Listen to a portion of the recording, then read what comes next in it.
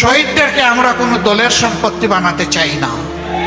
এই শহীদরা জাতির সম্পদ, এই শহীদরা আমাদের শ্রদ্ধার পাত্র, এই শহীদরা আজীবন আমাদের জাতীয় বীর। আমরা তাদেরকে সেই মর্যাদায় দেখতে চাই।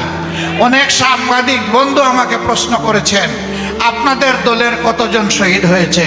আমি বলেছি, আমরা মজলুমের দলে সামিল হয়ে যারাই শহীদ হয়েছে তারা সকলেই আমাদের দলে, তারা সকলেই 18 কোটি মানুষের দলে। অতএব তাদেরকে আমরা দলীয় সম্পদ বানাতে চাই না। আমরা আল্লাহর উপর ভরসা করে সিদ্ধান্ত নিয়েছিলাম, যে কয়টা শহীদ পরিবারের সন্তান পাবে সেই কয়টা শহীদ পরিবারে জামাতে ইসলামী পৌঁছে যাবে ইনশাআল্লাহ।